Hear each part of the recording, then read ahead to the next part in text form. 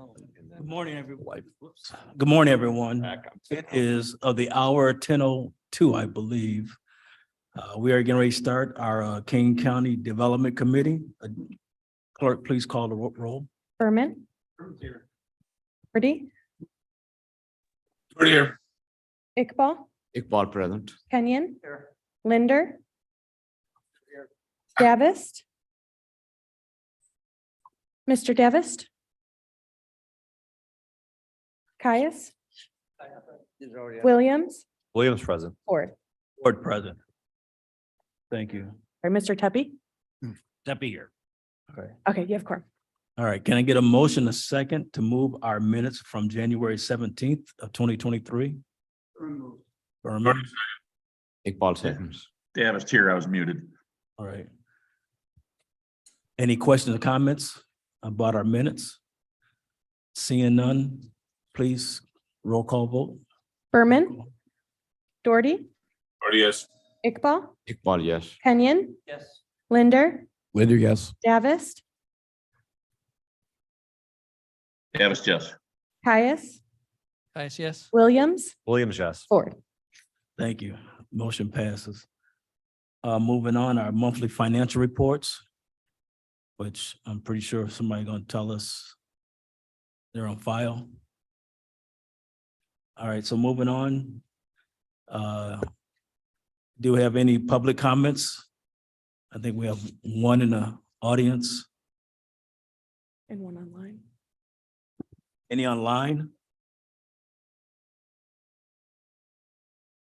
And she wants to speak now. Okay. I think there's Mr. Manick online. Do you care to speak?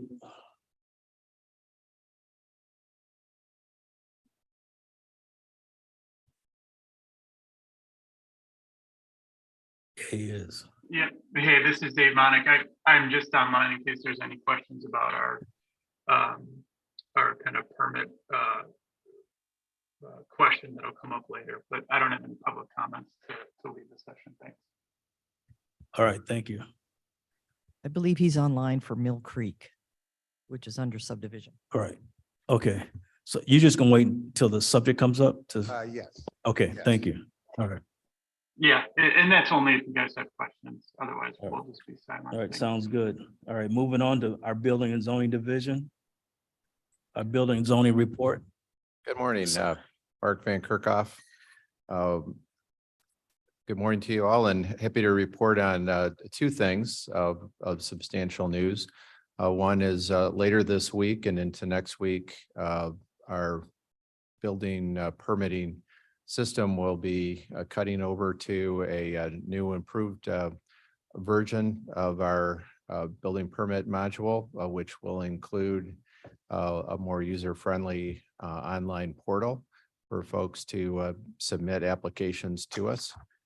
So this has been in the works for a while, so I greatly want to thank our information technology team and our team in the development department and building permits, Amy Boffman and Jay Choff in particular, and also Water Resources for their participation, both in reviewing our building permits and in testing the program. So we have some on-site folks from the vendor to provide some training and be available to us. Hopefully it'll go without any wrinkles, but that rarely happens. So we appreciate your patience next week if there are any. The other category of news is in our have some exciting announcements with our new property code enforcement unit.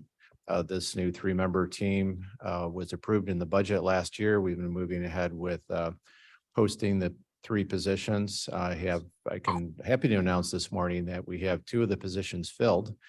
The leader of the team, the code enforcement officer, an individual has accepted that position and will be starting March 13th. And then also very happy to announce that we have filled the position of code enforcement inspector, and Colin Miller started last week. Colin, if you could stand up. So Colin Miller started as our inspector. We're giving him some training, and then he'll be joined by our officer and supervisor position. So we're excited about that. We appreciate your patience as we train and stand up this new team, but we are really excited in how this will improve our interdepartmental ability to follow up on complaints and keep them currently active in terms of our follow-up. So with that, I'm happy to answer any questions or otherwise put the report on file at the end of the meeting. Thank you. All right, thank you. Anything else? Any questions or comments? So we're gonna move on to our zoning petitions. First, our petition 4603, which I believe was here last month. So you want to, Yes, that's correct. I'll wait for the. Okay, first petition was tabled and sent, held over to this meeting. This is 4603 Glenview State Bank, Cadam Trucking, rezoning from F District Farming and F2 District Agriculture Related Sales Service Processing Research. It had partially had a special use for a landscaping business, and they're converting this to a B3 business with a special use for a truck terminal. This is its location on the 2040 plan. It's an area designated for a resource management area. You can see also along Main Street on north and south to the east are areas currently being used for large estate residential. Here's the zoning map. You can see the existing special use for the F2 on the north part of the property. The other areas shaded with cross hatching and special use are generally gravel mining operations. And then of course you have the I-88 tollway.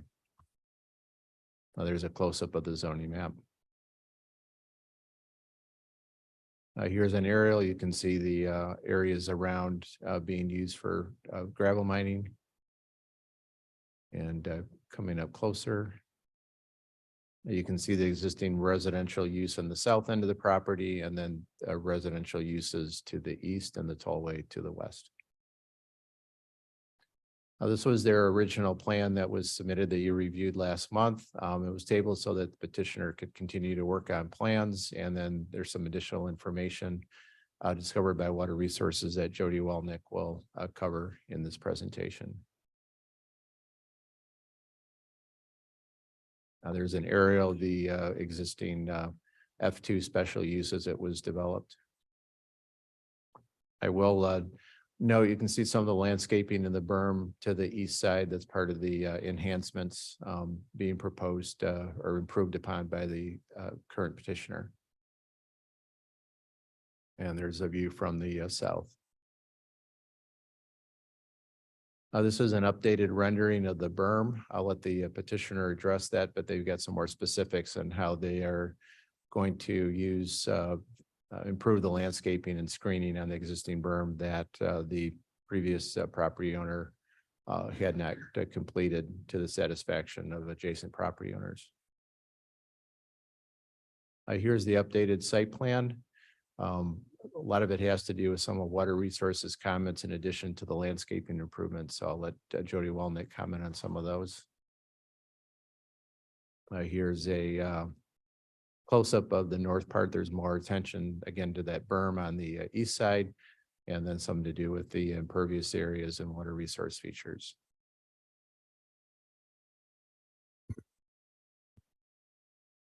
These were photos submitted by the petitioner just to give an idea of the height of the berm and landscaping.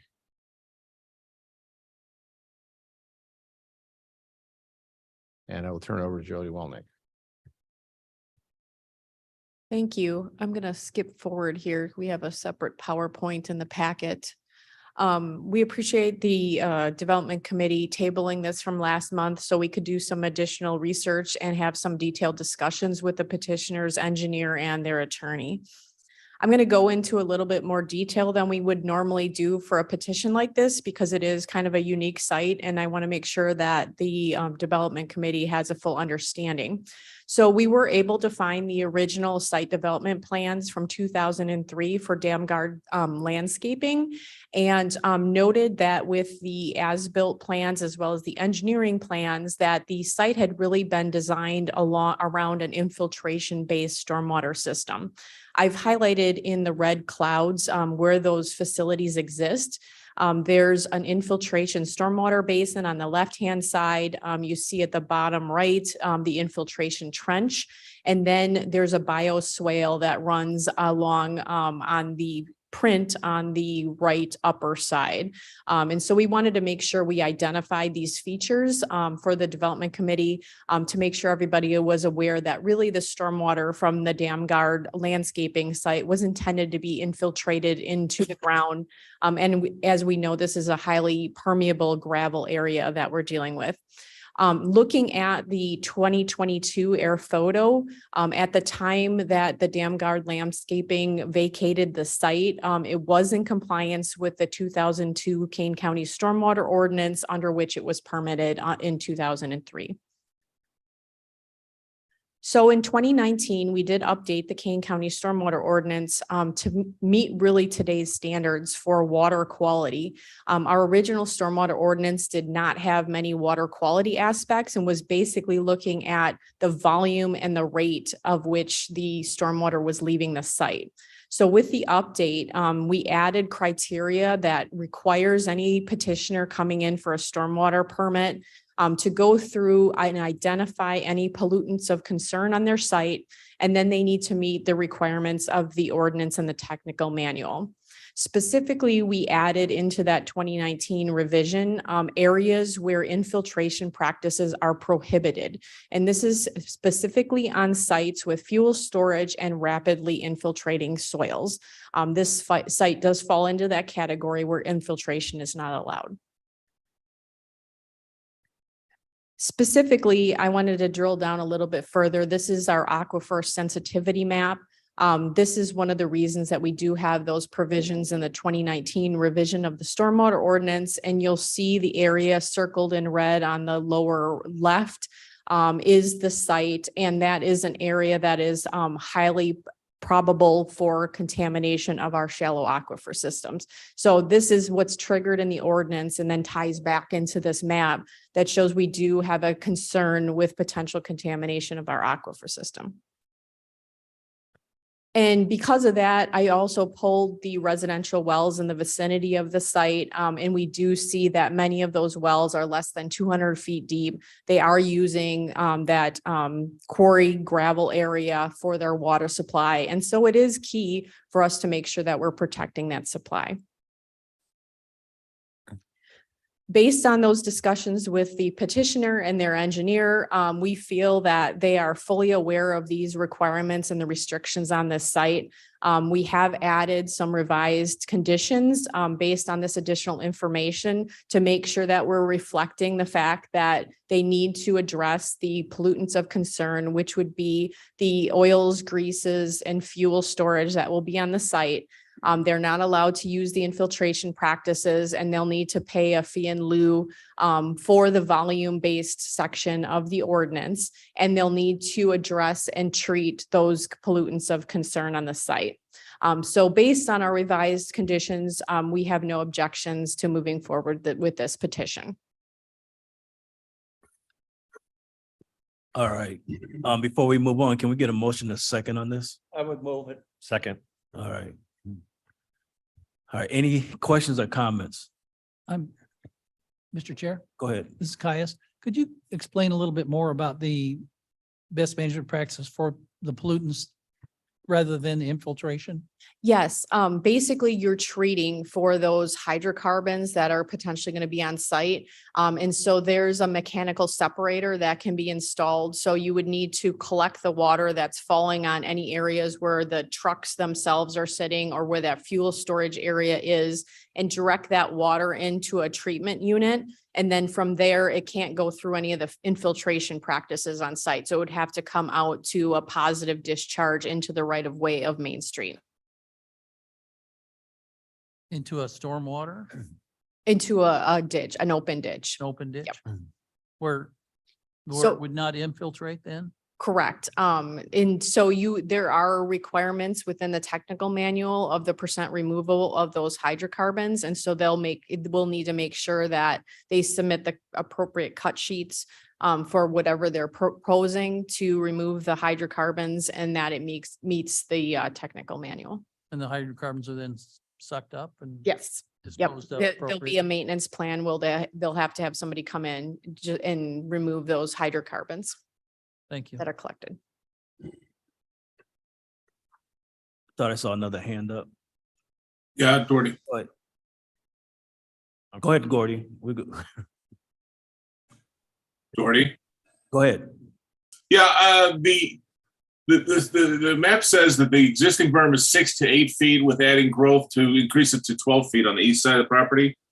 Is that, the 68 feet, is that existing? Is it plans to expand that, or is that the set final? Go ahead. Weiler, on behalf of the petitioner, the current berm is 6 to 8 feet in height, and that was shown in one of the photographs. We approached this with a number of proposals to either increase the berm. We've consulted landscape architects and engineering. The recommendation is that the berm now is of a size that can be managed and easily maintained. Increasing the size of the berm would create a situation that would make it less attractive or less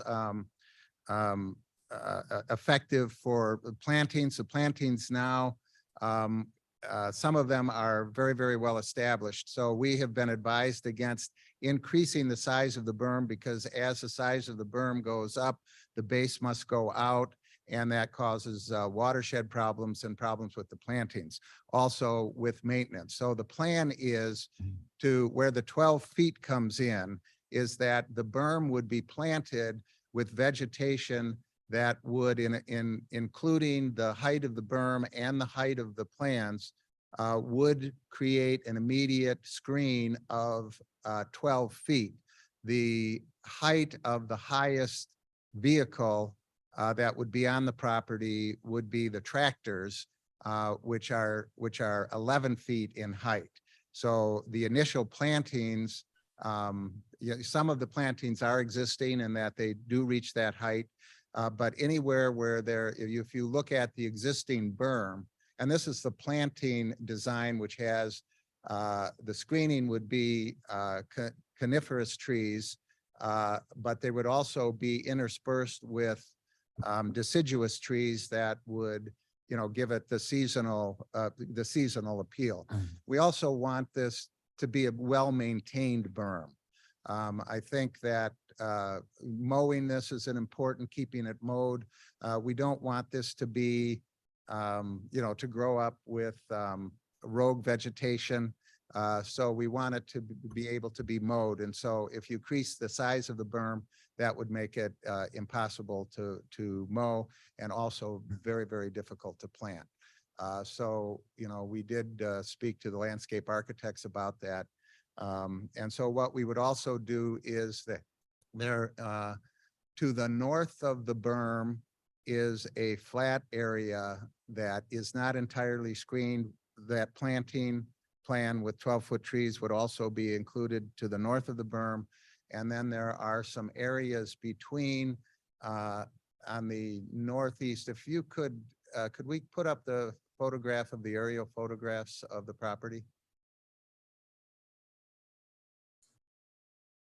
Okay, so yeah, so that you see along the existing berm, you see where there's a lot of sparse areas on the berm, which we would of course fill in. We would maintain the trees of adequate size where they are, and we would add trees all along the berm. Also, as you can see, between the green roofed building to the berm going to the east, there's also sparse areas there that would be, that would be filled in. There are some deciduous shrubs and trees there, but we would screen that with coniferous trees. That would then shield the property. All of the activity on the site would be to the north of that green building where all of the trailer parking and tractor parking would be. So it would, the idea is to screen it completely from the properties to the east.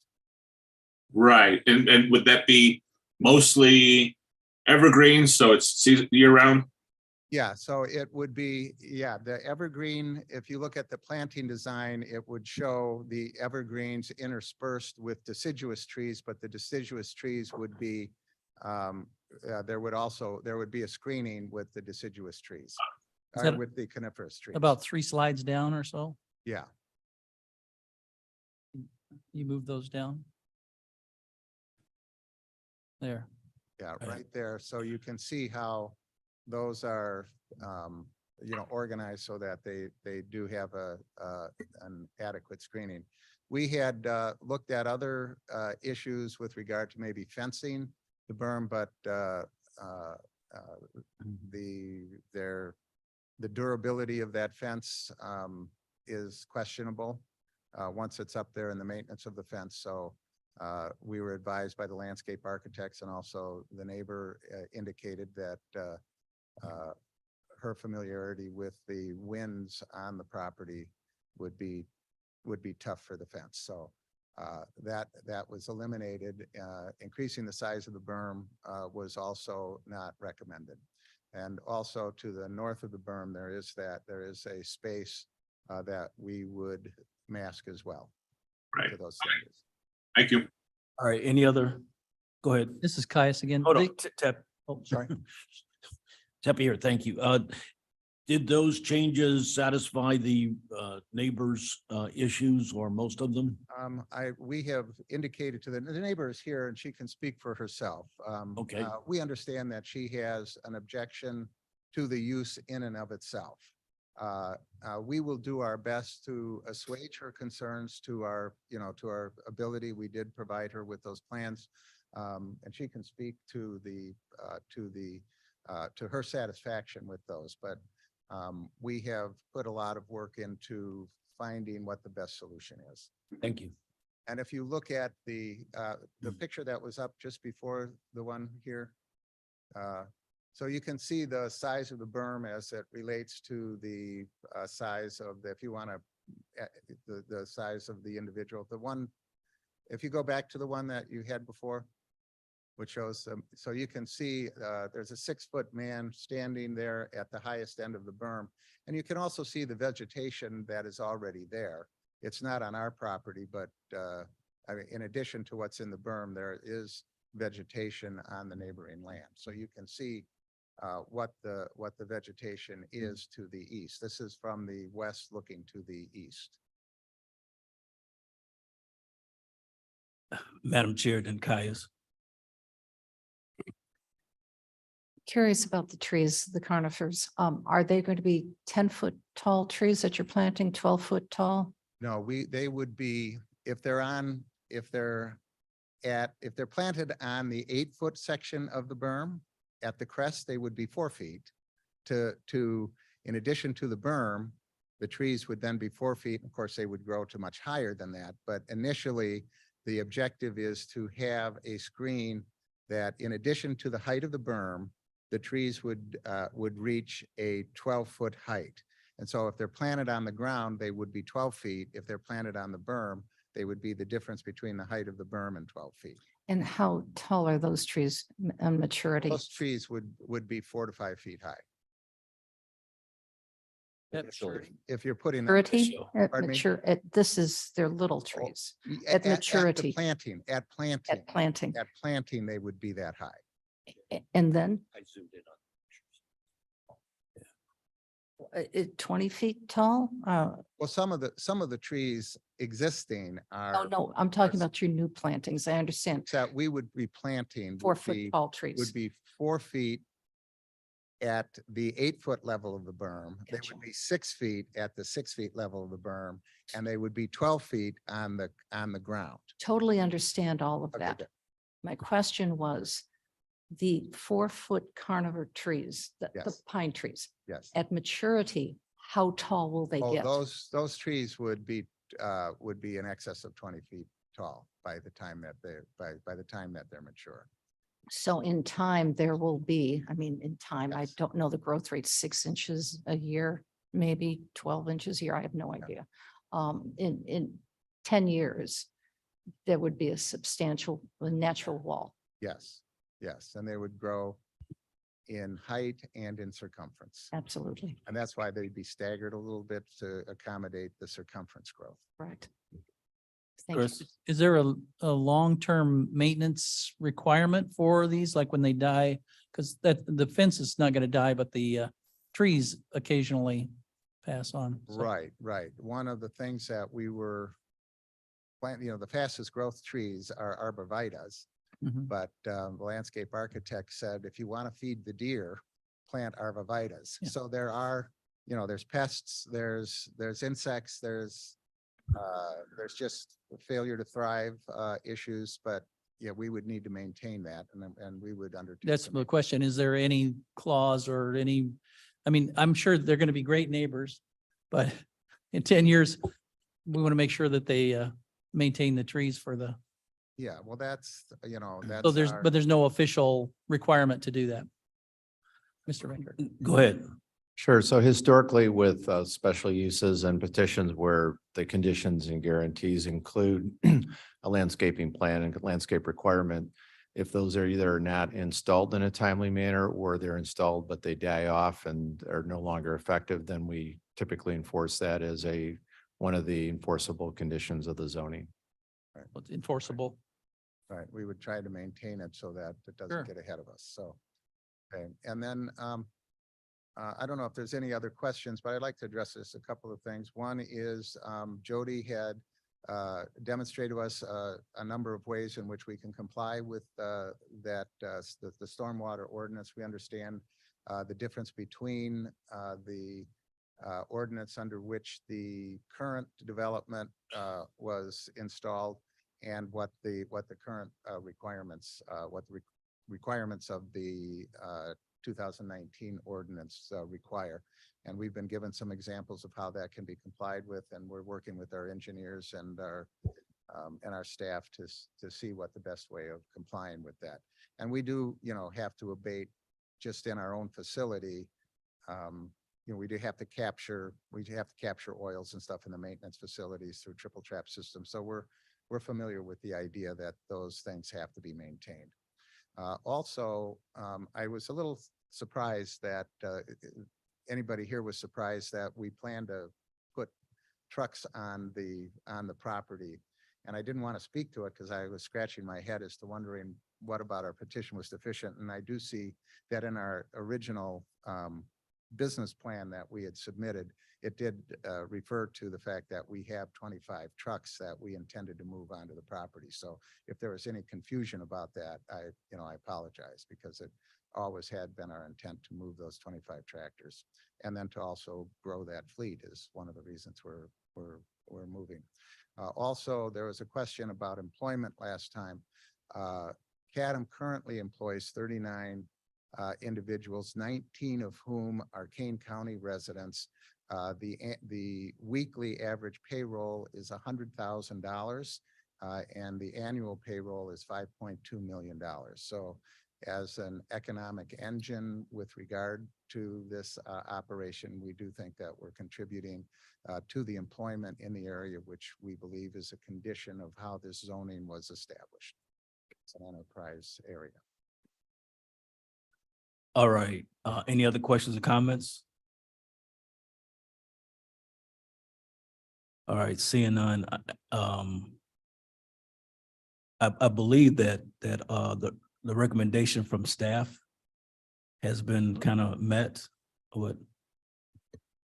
Yes, it's been updated. These are the additional conditions and guarantees recommended by Water Resources. We appreciate their getting that to us and the petitioner.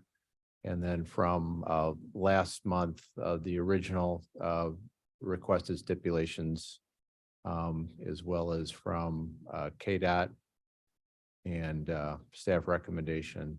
So again, this was not applicable for the Regional Planning Commission Zoning Board of Appeals approved with recommended stipulations. We would request that you additionally add water resources, new stipulations. And it's before you this morning. One of the objectors is a neighboring property owner, and as noted, she is here this morning if you wanted to give her an opportunity to speak to this before your consideration. All right, there she is. Hi, my name's Barbara Adams. We are the largest adjacent residential property line and we're opposed to this petition. We have been here for 36 years and spend most of our time outside in good weather. This outside time is always on the land facing the petitioner area and adjacent to it.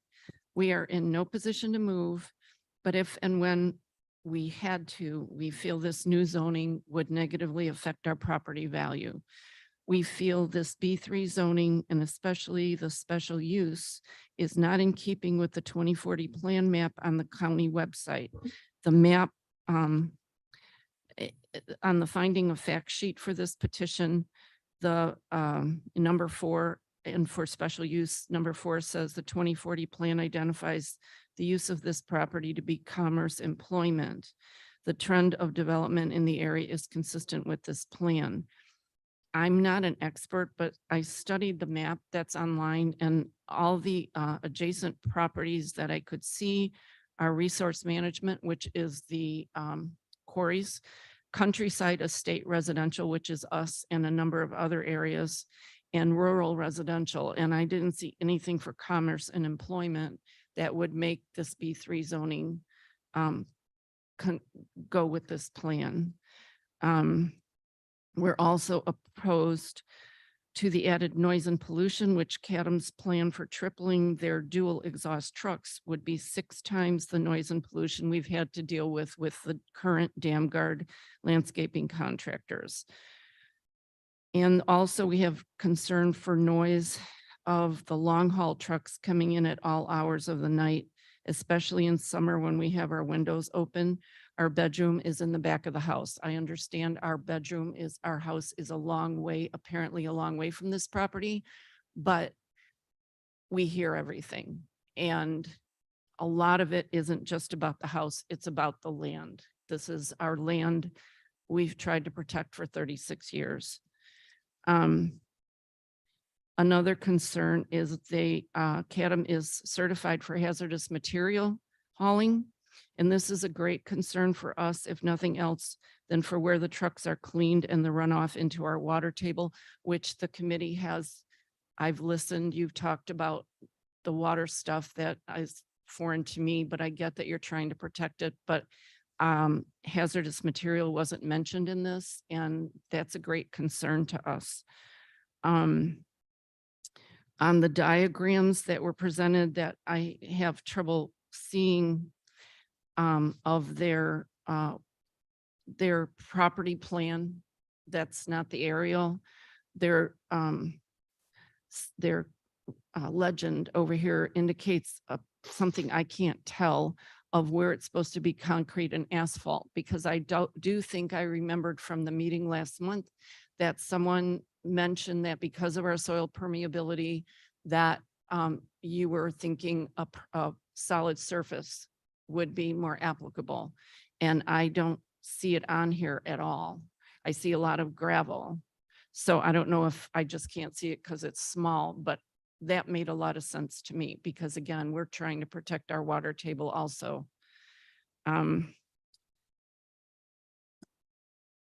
Almost done. I do appreciate Cadam's efforts on the visual screen, and they did just drop this by at the end of the week for us to look at.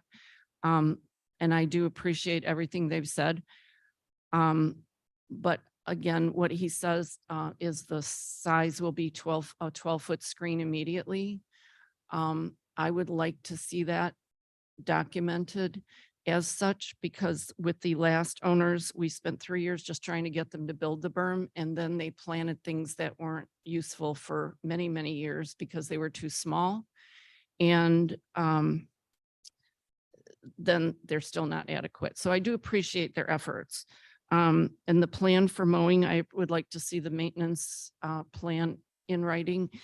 But also they are going to close off the north side of the berm. And my question would be, how are they going to get the equipment over to our side then to maintain it? Because that's where Dam Guard would come through. So that's something that needs to be considered for them. That all being said, we're still opposed to the zoning change for all my earlier reasons. I could go on a lot longer. I have a lot more to say, but you were very generous with me with the time last month, and I wouldn't expect you to do that again. I think you've got it all. And I do appreciate everything that I hear that you protect.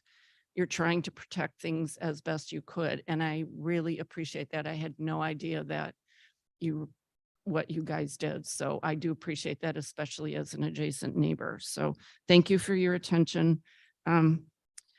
And consideration. I appreciate your time. Thank you. All right. Any other questions or comments? All right, seeing none, go ahead. If I may address the issue with the two issues that were raised. One with regard to hazardous materials. CADM is certified to handle hazardous materials. That is for the purpose of it moves construction equipment. But that is always off-site, and part of these equipment sometimes includes a fuel truck or vessels that do have hazardous materials. But those are picked up from one site and delivered to another construction site. Those are never brought onto CADM's property. So it's not as if we're transporting hazardous materials on and off of this property.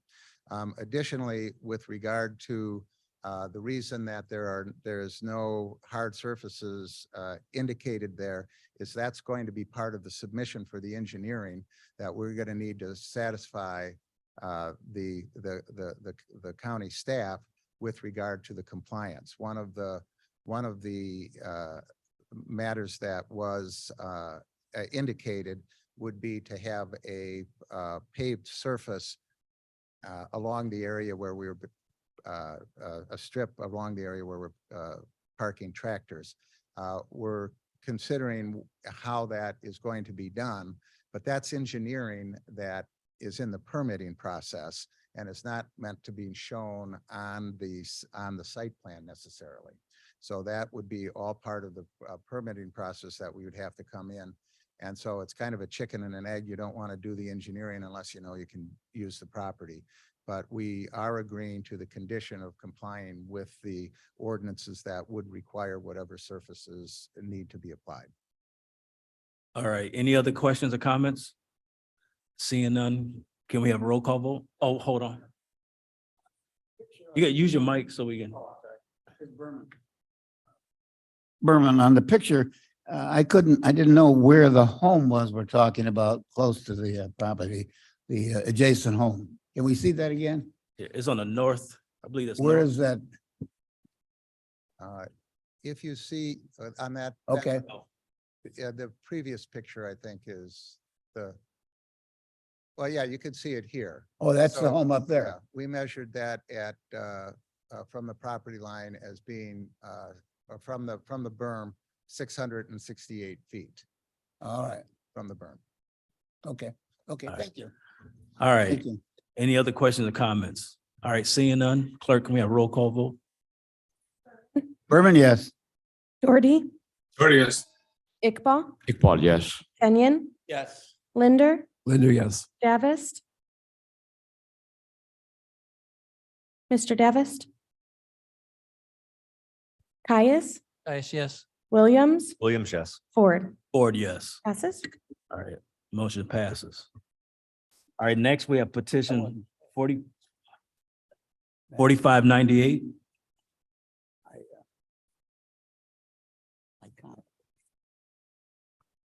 Good morning.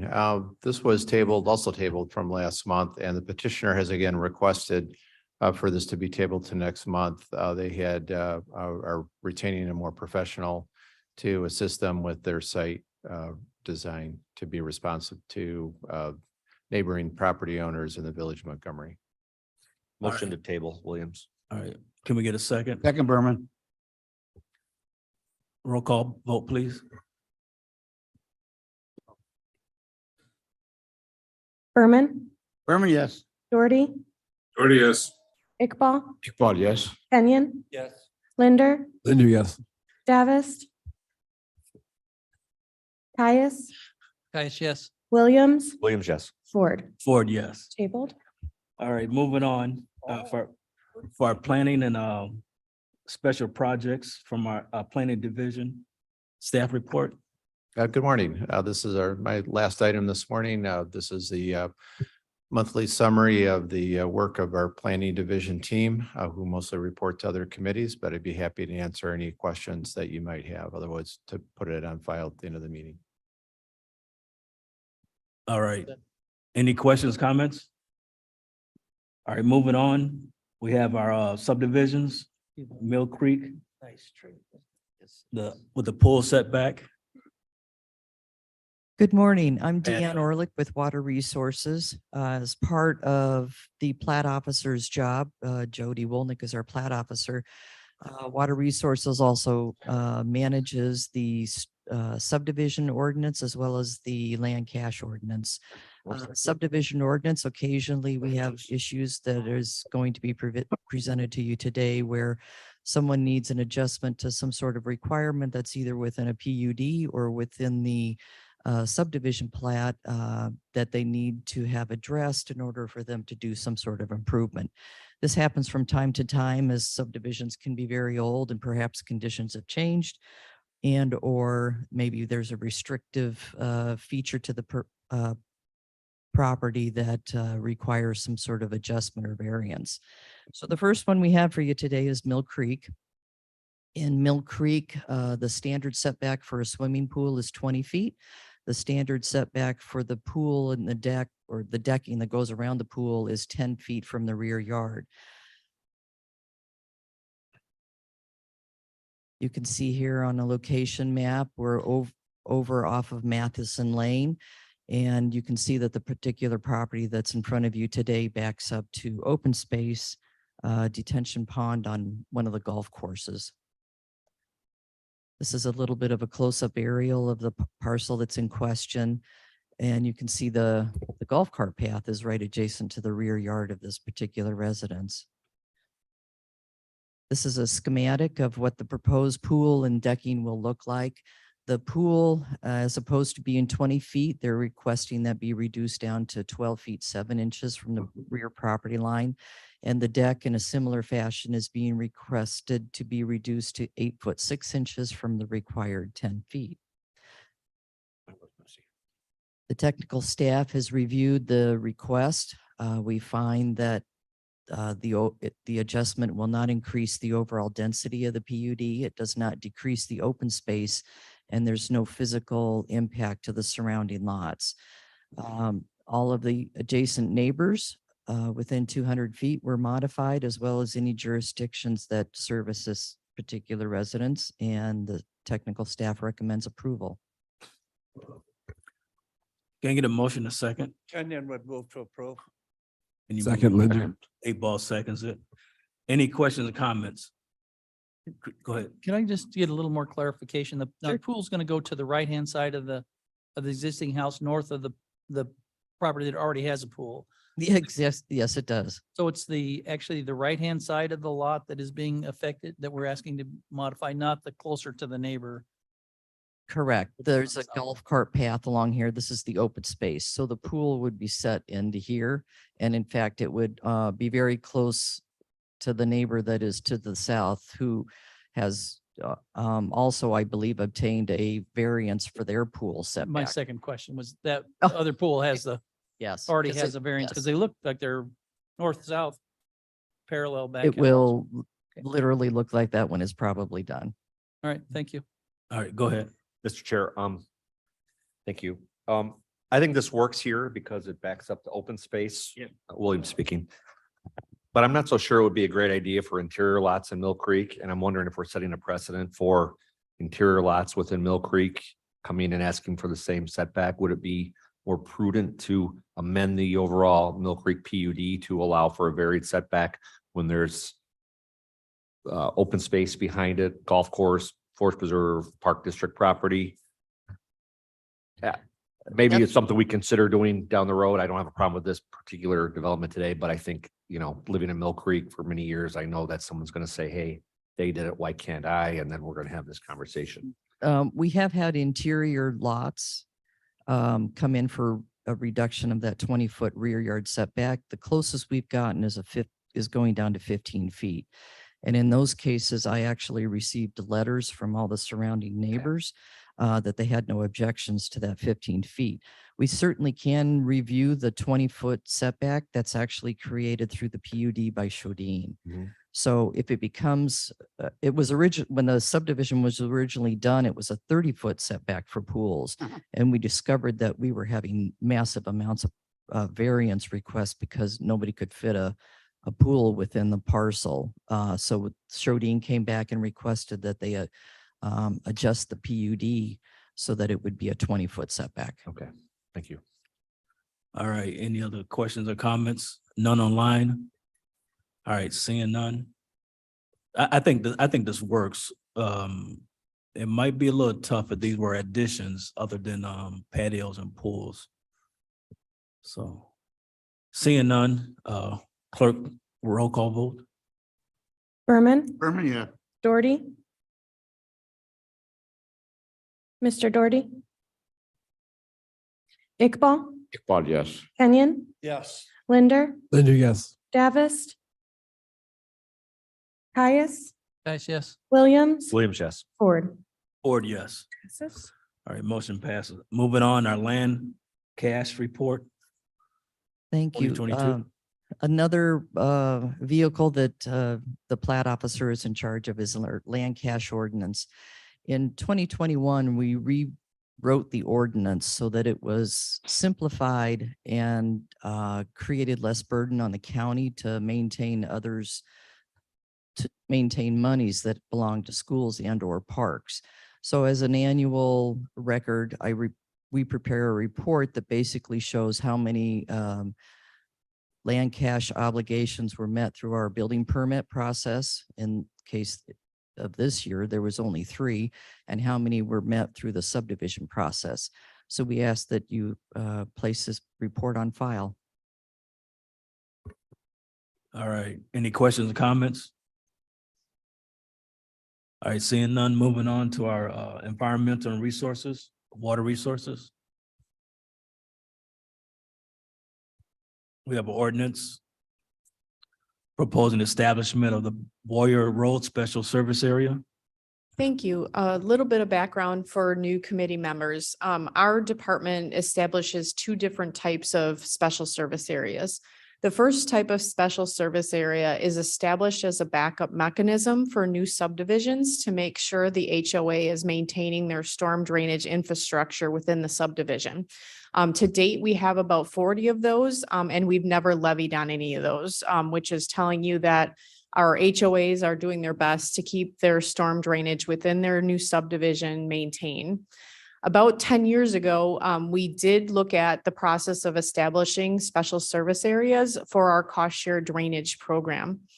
The reason for this is that many of the residents that were experiencing severe flooding issues just didn't have the financial wherewithal to fund the project, their portion of the project up front.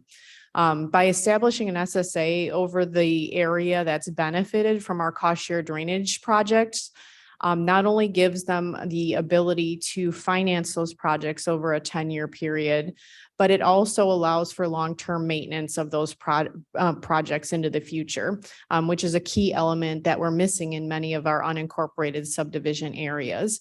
So to date, we've had about 15 special service areas that were established with the resident support. We never do establish these SSAs without a lot of support from the neighborhood, and usually in excess of 75% of the residents in favor of the SSA. So in this case, we have before you today, the Boyer Road proposing ordinance for a special service area under our cost share drainage program. These are complicated to send through the committee structure. So what you are seeing today is an ordinance proposing the establishment of this area. This will then go to county board. And then following the county board approval, we'll have a public hearing at the county board the following month that will then typically require a 60-day waiting period for those residents to file an objection with our clerk. In this case, we have a petition of no objection. And so then we would go right from the public hearing back to this committee to propose an ordinance establishing the special service area. So all in all, it can be up to a 6-month process. So this is just step one, but you will see this again in a few months as the establishing ordinance for the special service area. So just to get an understanding why you're seeing things twice, you're not losing your mind. It is a different ordinance, one proposing, one establishing. So this kind of kicks off the process. The Boyer Road Cost Share Program project was actually approved in 2021. That set forth the contribution from the neighbors at a maximum of $10,000. The neighbors did contact our department and asked for the ability to run this through the special service area. They were not able to afford their portion in 1 year and would like to pay that back over 10 years. So we're recommending approval of this special service area for the Boyer Road Cost Share Drainage Project that will begin the process of establishing this SSA for them. All right. Can I get a motion a second? I would move the motion. Can I get a Gordy, second? Gordy seconds. Okay. Questions or comments? Chris? Caius, just a question. So the payment for the, all of the services that are going to be done are strictly from the levy. I see some clauses in here where the county kicks in 33%. Is that, so we're going to pay a third of it, are we? Yes, that's the approved General- cost share amount that went through last year through this committee. All right, so it's already passed. Yeah. Thanks. Any other questions, comments? So SSAs are by law are long dragged out. I shouldn't say dragged out, but there's many checkpoints. Scratch that. useful They are. Yeah, I think it's important that it does take a long time. But it's always checkpoints to get other come out. So any other questions or comments? I have a question, Mr. Chair, Doherty. Go ahead. So when we finance things like this over 10 years, do we charge some sort of fee? Do we charge interest, 5%, something, since we're carrying the balance? No, it's, the funds are actually fronted from our riverboat funds that come to our cost share drainage program. So it's not anything from the general fund. There is a fee, an established ordinance that does go to the treasurer for the spreading of the levy. And it's based on the levy amount up to a maximum of $400 each time it's levied. Thank you. Any other questions or comments? Yes. Tepe? Thank you. Jody, does this in effect do it for the entire neighborhood? In other words, the entire neighborhood has to be part of this? It has to be joining properties. And so we've had entire neighborhoods where it really is reflective of our today's HOA type of situation. And then we've had individual residents, a group of residents within a neighborhood or in an unincorporated area that have participated in these SSAs. So it really goes to the project and who the project benefits. In this case, Pelote was the downstream property owner and they repaired and maintained their section of the drain tile. And so these are the 3 upstream neighbors that are still suffering flooding because their section is not working. Thank you. All right. Any other questions or comments?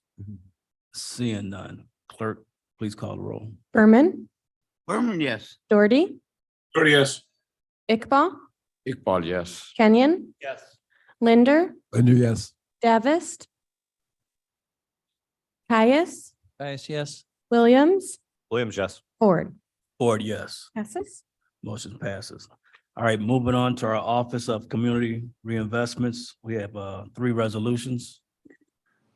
Good And I morning, Mr. believe- Ford. This is Scott Berger. Yes. Yes, on page 101 of your packet, you'll find our first resolution. That involves the renewal of a contract for Continuum of Care Support Services for calendar year 2023. This is a consultant that assists us in applying for some $2 million in homeless funding from the U.S. Department of Housing and Redevelopment. We're asking for your approval this morning of this resolution. Can I get a motion a second? Berman moves. Get into it second. Any questions or comments? Seeing none, roll call vote, please. Berman, Berman, yes. Doherty, Doherty, yes. Iqbal, Iqbal, yes. Kenyon, Yes. Linder, Linder, yes. Davis, Caius, Yes. Williams, Williams, yes. Ford. Ford, yes. Passes. All right, moving on to the next resolution.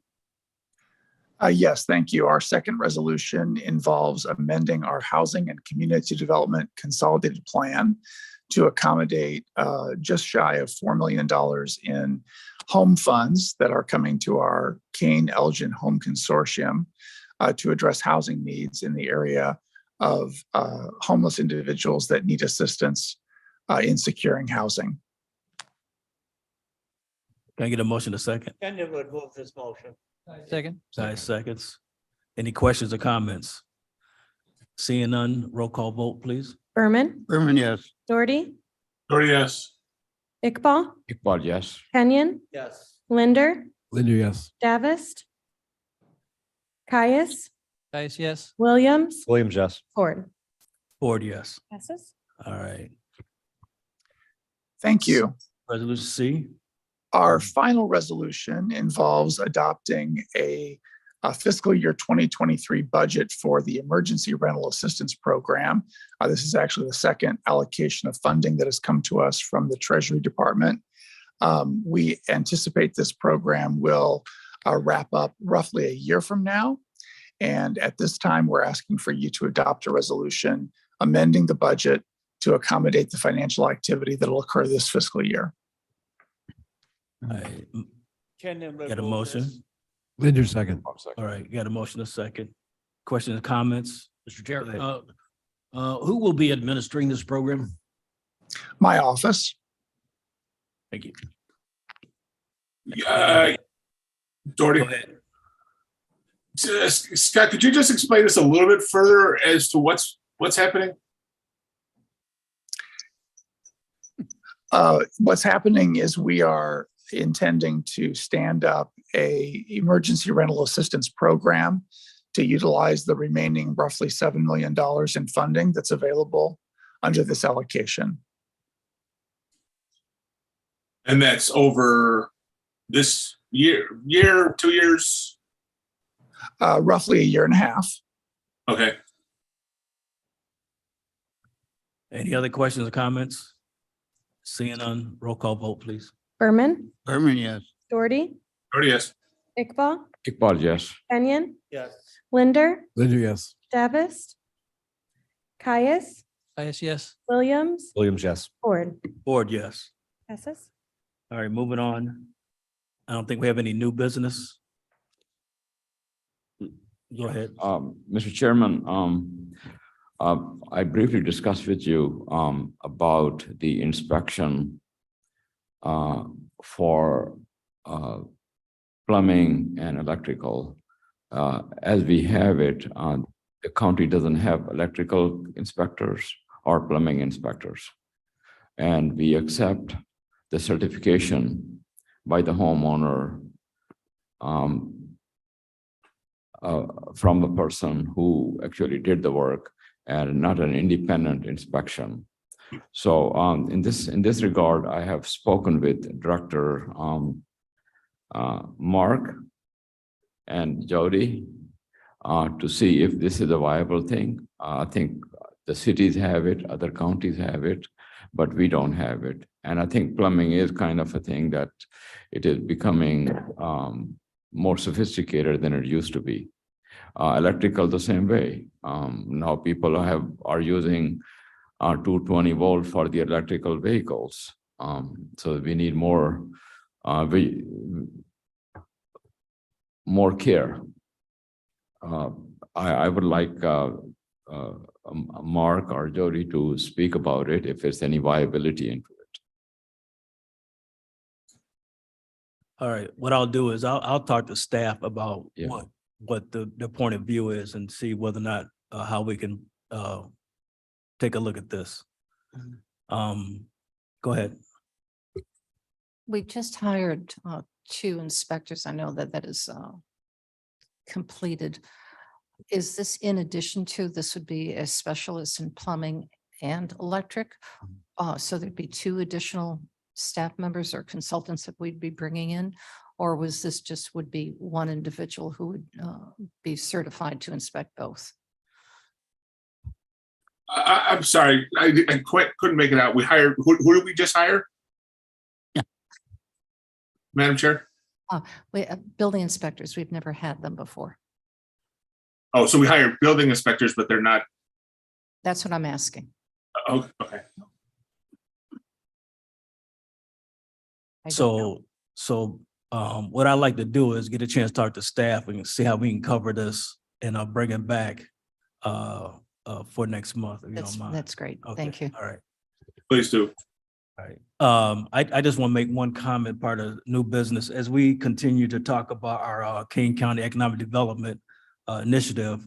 I think between transportation with the fees and incentives, the credits, and some things we have mentioned here today, somewhere along the line, we need to take note of, because that really helps to achieve that accomplishment. So I think somewhere along the line, we need to address those, just show that there's some efforts taking, how that relates back. Can I get a motion a second to replace the reports on file? Doherty moves. Iqbal second. Iqbal seconds. Roll call vote, please. Berman, Berman, yes. Doherty, Doherty, yes. Iqbal, Iqbal, yes. Kenyon, Yes. Linder, Yes. Davis, Caius, Guys, yes. Williams, Williams, yes. Ford. Board, yes. I believe we have no need for executive session. There's nobody online from the state's attorney's office. Can I get a I move we adjourn, and you did a good job of covering a lot of ground, thank you? answering Doherty questions. second. All right.